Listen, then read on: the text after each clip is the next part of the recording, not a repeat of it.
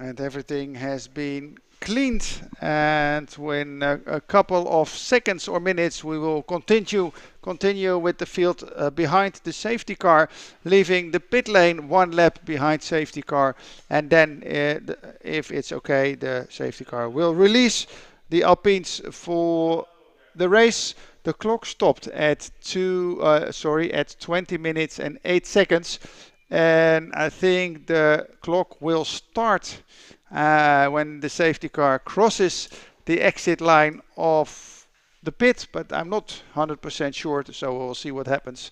And I expect the safety car to leave the pit lane within at least a minute, or max a minute, I have to say. And then we can continue. And let's hope the rest of the beautiful Alpine cars will stay in one piece until the end of the race. So Leo Jousset is still on front, then Victor Weyrich on second, Romain Monti on third, Lazare Latigo on fourth, and fifth Johan Akkerman. That's the order, and that's how they will start behind the safety car. And again, it's very important, because this weekend or Friday and today we already saw that in other classes that cars overtake before the finish line, start-finish line, and that's not allowed. So when the safety car leaves the track, it goes into the pit lane. Then in this case the number 4 car with Leo Jousset, he will be in front and he will set the pace, and then when he crosses, when the red lights are out, they don't need the red lights, I think this, yeah, they will out. And when he crosses the start-finish line, then they can overtake him, but not even an inch earlier than that. I think the mess in Hugenot's corner has been cleared quite well, so the drivers will not have too much problem with the dust that is there. It has to do with clearing all the oil. As an outcome of the crash of Tom Verdier with the number 8 car. So we have now 13 Alpines on track. And we'll see what's going to happen. So the safety car will, I expect, go in at the end of this lap. And then the race is on. At that time we'll have about, I think, 17.5 minutes, something like that, for the rest of the race.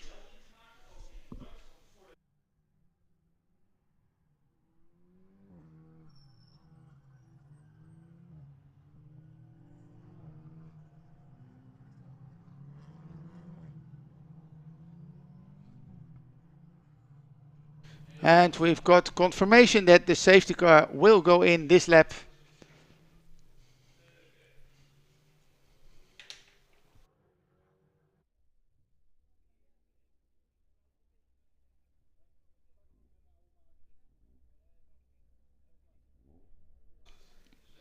And let's see if Leo Jousset can defend his pole position, or Victor Weyrich has the ability to pass him. What Victor Weyrich did in the first start, as far as I know, he already overtook Leo Jousset before the start-finish line, which was not as it used to be. So I think this mistake was just pulled away because the crash happened within that lap. But yeah, I think it was not okay that Leo Jousset was passed already when on the finish line, but maybe I saw everything wrong. You never know. I'm just also a spectator, only with a microphone. Added to what I am saying and thinking of this race. So the safety car is in the pit lane right now. It's Leo Jousset who will set the pace. And there they are, and Jousset had like a meter or 8 to 10 in front of the car of Victor Weyrich. And let's hope it goes well now when they do the combination of corner number 3 and 4, the Gerlach corner and the Hugenot's corner. Sorry, 2 and 3 of course. But everything seems to go well right now. And what we see on the back again is that one of the cars tries to overtake, taking the lower line, race line of Hugenot's, and it just doesn't work. We see drivers try it every time, but it's very rare that one of them succeeds in overtaking somebody else. Only when you're there with 40 cars, there would be a possibility, of course. But we'll see. So, so far so good. On the way, we think the car of Leo Jousset, the number 4 car, is like half a second, 6/10 ahead of Victor Weyrich at the moment, heading towards corner 11. And there we can see if someone gets closer or not. No, it's more or less the same. So on second, Victor Weyrich, and Romain Monti with the blue and yellow car is at this moment on third place. Then a couple of meters more to, I think, Lazare Latigo with the black and green car, I think, the number 38 car on fourth position.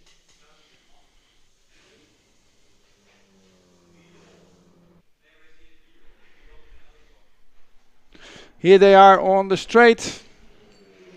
Leo Jousset, and he is already away for almost a second of Victor Weyrich. Then on 6/10, Romain Monti on third, on fourth, Lazare Latigo at almost 9/10 of a second. And Johan Akkerman on fifth place, already 2.5 seconds behind the leader, Leo Jousset. So only 2 cars in the first second. And fastest lap time 1:48.119 for Leo Jousset.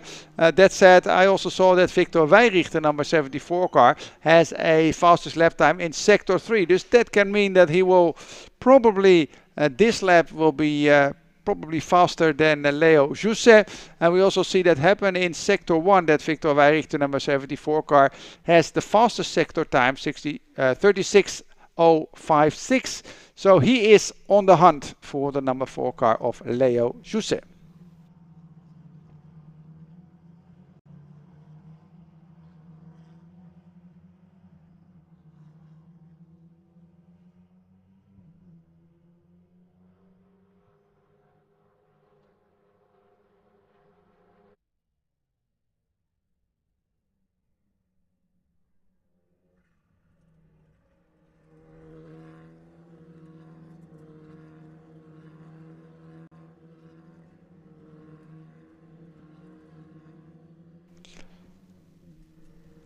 And it goes fast with this lap, so probably we have the guys here within 10 seconds on the straight. There is Leo Jousset.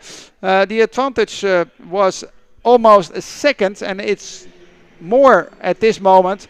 It's 1.3, more than 1.3 seconds between Jousset and Weyrich. And behind Weyrich we see Romain Monti, who is doing a 1:47.745. So he is slower than Victor Weyrich in front of him.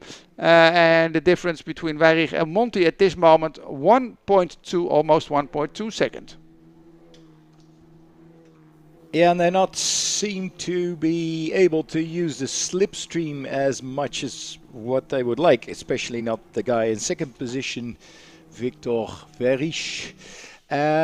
He is 4/10 or was 4/10 of a second slower than Jousset. Now that's sort of the same as we had in qualifying. Jousset having done a 1:45.738. It's about a second quicker than he's doing now in the race, but that's only normal. And Weyrich has done a 1:46.022. That's 1.2 seconds quicker than he's doing now. So sort of the same balance between the leader Jousset and the number 2 man Weyrich. And Romain Monti is another second down, but leading a group of about 6 cars.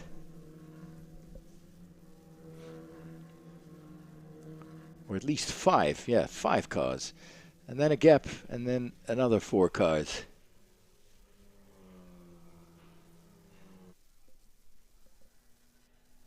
Here they are again, Jousset leading, yeah, quite comfortably, even more comfortably than last time around, almost 2 seconds. And then are we getting worried that this might not be a thrilling race, at least not in the battle for the lead? Jousset seems to be running away. On the other hand, he could put a bit too much pressure on his tires. His tires underneath his Alpine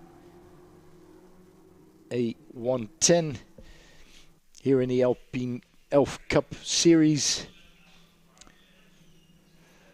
300 bhp from the 1.8 liter turbo engines. And really nice lap times, 1:46.8.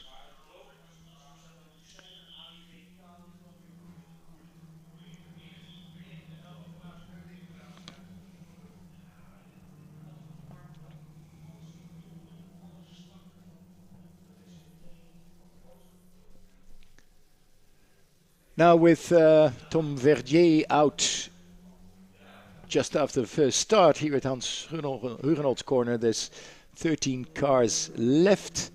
Paul Parenton is last. Did a 1:51.130. That's 4.5 seconds slower than the leader. Well, that's only normal, I guess. Quickest and the slowest, with about 4 seconds between them. But look at that battle for 4th position. Heating up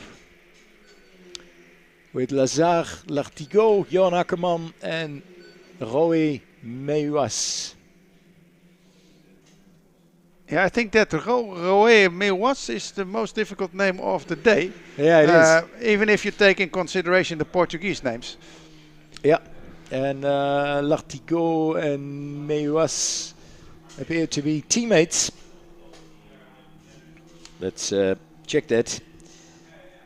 Forestier racing by VPS, and Meuas is a pro and Lartigot is a junior. So at the moment the junior is doing better than the pro. Johan Akkerman in between that Forestier racing sandwich is the best challenger. And with the number 324, he drives for Chazelle Technologie Course. That's what I mean. Yeah. We still have 8 minutes and 45 minutes to go in this race. Still Jousset, Weyrich and Monty. With Monty being a little bit faster than Weyrich in the last lap, 1:47.1 to 1:47.5. So he wins about 4/10 of a second. Exact difference between two cars at start finish was 1 second. And let's see what happens in the next time they pass the line. Car 77 under investigation. Safety car restart infringement violation. And that will be Alain Jacono. Difference between Jousset and Weyrich, a little bit, 2.3. And then we have Romain Monty, less than a second now. So he won like 72 thousandths of a second within one lap. A big difference, not. But still, he's a little bit faster than Victor Weyrich. So probably there can happen something. Then the fastest junior, Lazare Lartigot, the number 38 car on track, doing a lap time of 1:47.514. He is overall 4th, but first junior, and the second junior is overall 8th, and that is Matthias Cazot, and his lap time is 1:48.5. So he loses a lot of time compared to the fastest junior, Lazare Lartigot. And the gentlemen have their own class, and it's David Barrère in 11th position, Alain Jacono in 12th, and Paul Parenton in 13th position. And car number 77 gets a drive-through penalty, Alain Jacono, because of a fault behind the infringement. Yeah, infringement with a safety car situation. So he did a naughty thing. I'm not sure what, but could have been passing another car or whatever during the safety car. So still 6.5 minutes to go with Jousset still in the lead, and here they are. And I think he has, well, is it 2.3? Was it 2.2? As became a little less every lap. They miss a little bit less, like 1/10 of a second in favor of Victor Weyrich. Then Romain Monti, how is he doing? 1:47.19. Well, the difference between Victor Weyrich and Romain Monti is getting smaller in a faster way than the difference between Leo Jousset and Victor Weyrich. So Monti is faster than both cars in front of him, and that means that with 6 minutes to go, he should be able maybe to attack, place an attack on the second place of Victor Weyrich. And I think that leader Leo Jousset is taking it easy, sort of. Knows that Victor Weyrich is more than 2 seconds down on him, and not getting much closer in his mirrors, his rear view mirror. So I guess he's not worried at all. And Victor Weyrich should be, or might be, slightly worried about Romain Monti behind him, the man in the distinct yellow and blue colors, the Renault Sport colors. With Junior Lazare Lartigot another 2 seconds down. Now with Johan Akkerman close by. That's what we see here in on our screen for at least the live stream watchers. And Lartigot and Akkerman have taken some distance between them and Roy Meeuwas. Yeah, Romain Monti is blinking his lights towards the man in front, towards Victor Weyrich. With 4.5 minutes to go. And 4.5 minutes to make up ground. And the number 10 car on third place, Romain Monti, is flashing his lights because he gets closer and closer towards Victor Weyrich. It is still a bit more than half a second, so why then flashing your lights if you're that far away? But still, he is getting closer, and yeah, well, everything that would help him to distract Victor Weyrich would help him to get closer and closer. So we'll see. At the moment, Monti is not the fastest one of the top three because Leo Jousset is again with 1:47.063. He is slowly walking away from Victor Weyrich.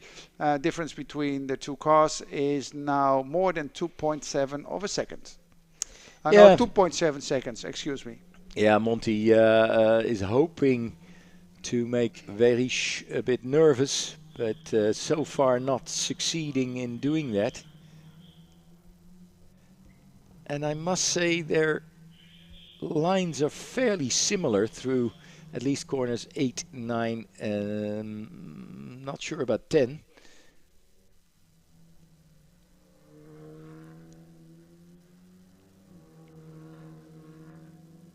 These cars are fairly low down by the ground, not high at all, so they don't make much of a slipstream. And now we saw that Akkerman was inching away from Meeuwas, but now it's almost the other way around. Akkerman is losing Lartigue in front of him and is under pressure from Meeuwas behind him. Is something going to happen there? And there, a battle that is for 9th position between Ovsienko and Cazot.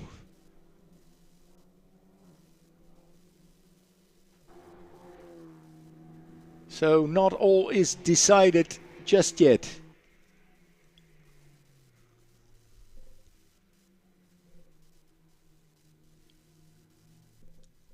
And on the live stream we follow. Ooh, there was one car slowing down. Was that the lead car? Was that Leo Jousset? Or was it a back marker? I don't think so. Maybe it was. Maybe it was Alain Giacono because he came in. No, look at that. That's Jousset. He's losing it. He had probably a temporary problem. I think I that was saw like Jousset. a small black cloud smoke coming towards corner 10. So I don't know what Wow. happened there. What's wrong with Leo Jousset? He picked up the speed again, so briefly he lost it. Maybe he's got a misfire or something, or a temporary loss of electricity in the car, because you need that for a good spark. So then suddenly Victor Verich leads in front of Romain Monti and Leo Jousset with 1 minute to go, and then another lap, because they haven't been shown the last lap board yet.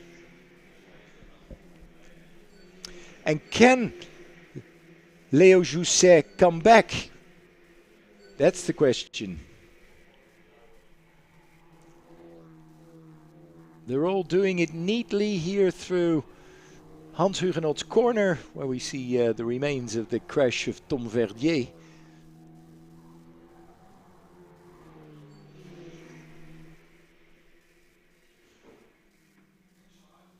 And so suddenly a complete other situation, with Jousset not having any trouble following his compatriots, and on the attack on the inside of turn 9. Jousset now on the right hand side, that'll be the outside of turn 10, and then at the end of this straight it might be the inside of turn 11, but I don't think Jousset had the speed through turn 9 to pull that off. Let's see. No, he hasn't. He's still in third position. Jousset in the hunt for Monti. Weyrich able to pull away at the front towards what will be their last lap. Yeah, how things can change so suddenly within this Alpine race, this Alpine ELF Cup Series to be complete. Here is the leading car now at the moment. Victor Weyrich, 1.3 seconds already. It just was less than half a second. But and there's Jousset on the outside trying, but not succeeding. Oh, and he went too far to the outside. He loses it. He had his, and he's stalled, I think, or at least he planted his rear wheels in the gravel bed. Can't get out. So Jousset in a last lap attack to gain second position has lost it altogether. Yeah, but it's no danger anymore for the rest. Leo Jousset now in the gravel bed with the rear wheels, but okay, they will pass him after the finish line, so that will not be a problem for the rest of the field. But what a race. He led the race for like 80% at least, and now he has to finish it without any points. He tried too hard in Tarzan corner and it went terribly wrong.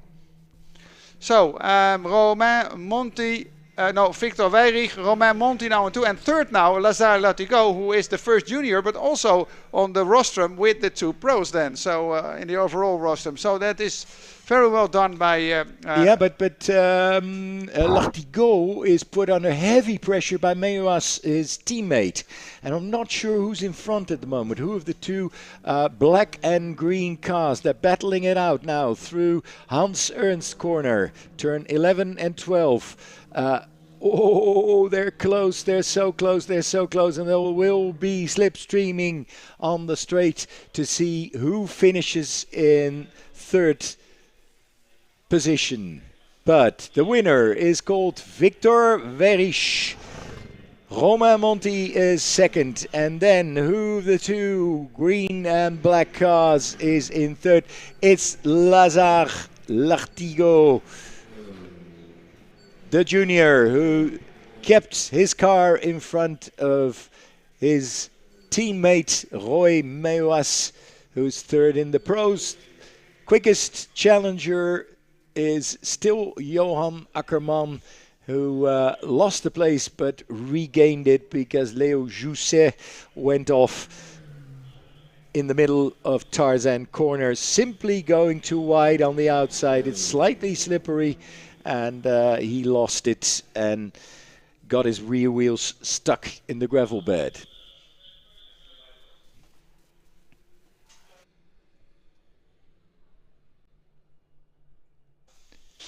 Yeah, it was a nice race with one little moment that completely destroyed the race of Tom Verdier in the first lap after the first start. Number 8 car got heavily damaged and Tom went to medical control. Hope he is fine. Yeah, and let's be honest, Leo Jousset had the worst one of the last laps with being on front of the race for most of the time, then going from second to third, and then trying to overtake Romain Monti for second place again, and then lost it in Tarzan corner with the wheels backwards in the gravel bed. So not the best race for Leo Jousset. He did well, but the last part didn't run as expected. So that was the race of the Alpine ELF Cup Series. We're going to the rostrum on the paddock 2 in like 10 or 15 minutes, and then we'll move forward for the last race of today, which originally should start at 17:20, and now it's already almost 6 o'clock. So we are an hour behind. An hour behind yet. Yeah. That's really a lot. We'll have the last race for the Caterham for 20R France. Race 2 of them, 25 minutes to go. And we'll see what happens there, because the Caterham Stint weekends is also quite an eventful thing. It is. That's the end of the live stream for this Alpine ELF Cup Series here at Zandvoort during the Summer Trophy.